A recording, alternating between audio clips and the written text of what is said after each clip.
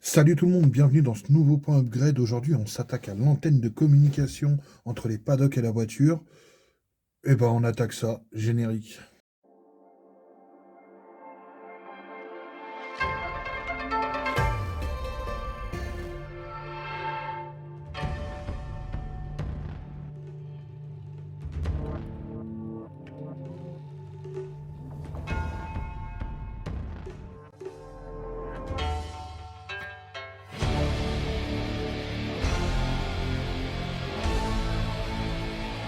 Alors, oui, deux petites choses avant de commencer vraiment à attaquer dans le vif du sujet. Déjà, merci à Patrick, donc Lunaris 2142, qui m'a filé son ancien PC portable, ce qui va me permettre de reprendre un peu un rythme de vidéo un peu plus important, parce que c'était une galère, je vous expliquerai à l'occasion, mais ma carte réseau avait grillé à cause de la foudre chez moi, et donc je pouvais plus... alors, je pouvais toujours uploader des vidéos, mais c'était une galère, fallait passer par tel ou tel dispositif. Je vous expliquerai le pourquoi du comment, mais une prochaine fois. En attendant, merci Patrick. Il est content. Ensuite, la vidéo que vous allez voir se passe sur plusieurs jours. Aujourd'hui, on est quelques jours après ce que vous allez probablement voir au début de la vidéo, c'est-à-dire l'installation de l'antenne sur le toit. Là, j'en étais au passage des câbles à l'intérieur. Donc, soyez pas déstabilisés, c'est pas des faux raccords, c'est juste que je l'ai tourné sur plusieurs jours parce qu'ici il fait extrêmement froid et que venir bosser au garage, c'est une tannée. Et voilà, premiers travaux à faire. Donc, comme je l'avais dit dans la précédente vidéo, ça va être l'installation de la nouvelle antenne que j'ai reçue hier ou avant-hier, je sais plus trop. Donc, qui va être beaucoup plus sérieuse que cette petite antenne de base, hein. C'est bien une UHF VHF, mais celle-ci déjà au niveau des performances est plus sérieuse et surtout au niveau de la qualité. Donc, vous voyez, moi ce que je voulais, c'est que ça puisse se brancher par le dessous, ce qui fait que une fois que c'est... Enfin, on peut la brancher par en dessous. L'autre, elle avait une embase un peu comme ça, mais qui était fixe déjà. Et c'était pris sur le côté. J'avais dû dénuder, sortir l'antenne de son socle, essayer de bricoler un branchement pour cette antenne. Et c'était chiant. Là, on est sur une antenne plus sérieuse. Alors, je pensais qu'elle était télescopique, ce qui marquait qu'elle faisait 52 cm ou 53. En vrai, quand on la met à côté de l'autre, elle est plus grande, mais pas des masses. Donc ça va, c'est pas trop grand. J'avais cette inquiétude là aussi. Puis là, l'avantage, donc je disais, c'est que je vais pouvoir... Alors ça se dévisse. Ça s'enlève. Et en dessous, vous avez un joint. Ce qui est très pratique, justement, je vous disais, pour étanchéiser. Va falloir que j'agrandisse le trou parce qu'il faut faire passer ça par l'intérieur, le faire ressortir. Resserrer ça, là, visser. Ça va venir bien le plaquer sur le pavillon de toit. Et après, visser l'antenne dessus. Alors pour enlever l'ancienne antenne, rien de plus simple, parce que je l'avais fixé. Alors j'avais vissé un truc. Fallait être fixé vraiment, c'était pas top non plus aussi le truc de fixation. Et puis c'était un peu le joint aussi qui maintenait l'antenne.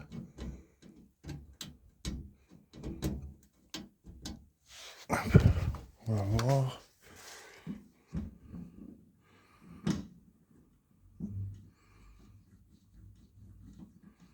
A few moments later.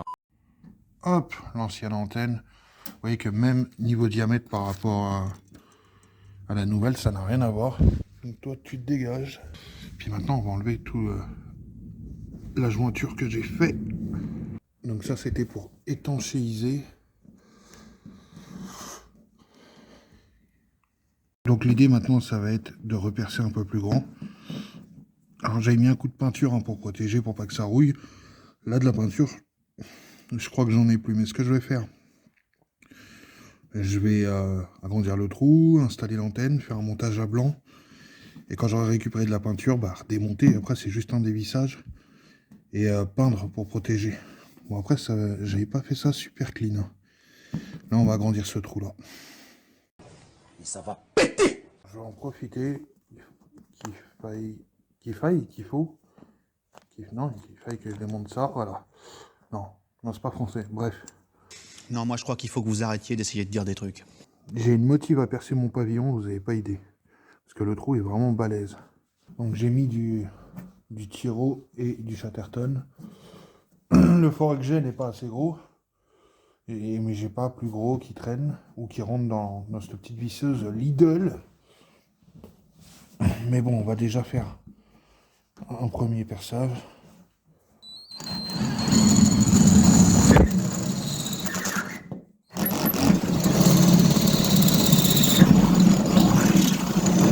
Parce que je déteste faire ça sur ma voiture. Je déteste ça. Oh merde! Oh, c'est con ça! Voilà, le trou est fait. Alors, attendez. Parce qu'évidemment, voilà. Donc ça passe dans ce sens-là, ça passe dans l'autre. Titre. Je vais enlever après le Chatterton et le Tiro une fois que j'aurai passé l'antenne et que je l'aurai juste avant de passer l'écrou. J'ai un peu peur quand même parce que bon, j'ai fait ça dans les règles de l'art, on va dire, entre guillemets. Sauf que vers la fin, à chaque fois je repassais. J'y suis allé un peu à la barbare, mais j'ai pas l'impression d'avoir bousillé quoi que ce soit, on va voir. Donc ça y est, j'ai retrouvé la vis. Vous voyez, encore un problème avec... Enfin encore une relation de cause à effet par rapport à mon problème de vue, c'est que le petit sachet était posé devant moi et que je l'ai cherché pendant 10 minutes. Parce que je vois de moins en moins. Oui, pour ceux qui n'auraient pas suivi l'affaire, je suis en train de perdre la vue, ce qui rend plus difficile ce putain de projet et à peu près tout ce que je fais dans la vie. Donc ça va dans ce sens-là.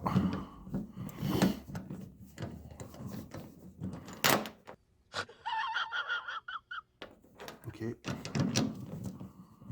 Montage simple, rapide, efficace. Alors j'ai vu, la peinture n'est pas abîmée ni craquelée. Et voilà, le rendu.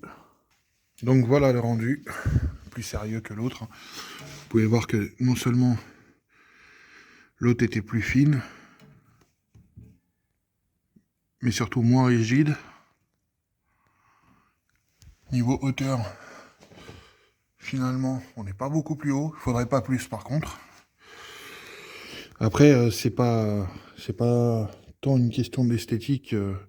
S'il faut une antenne plus grande, il faut une antenne plus grande, mais c'est, je pense qu'avec une antenne de 53 cm comme ça, on peut, sur une montée, capter jusqu'au paddock qui serait en bas. L'embase qui, elle, étanchéise beaucoup mieux que mon système que j'avais fait, bien que l'eau ne passait pas, mais c'était dégueulasse. Et voilà, l'ensemble qui est plus sérieux. J'ai plus qu'à faire passer bien comme il faut le fil à l'intérieur. Alors, beaucoup n'aiment pas l'antenne centrale sur le pavillon.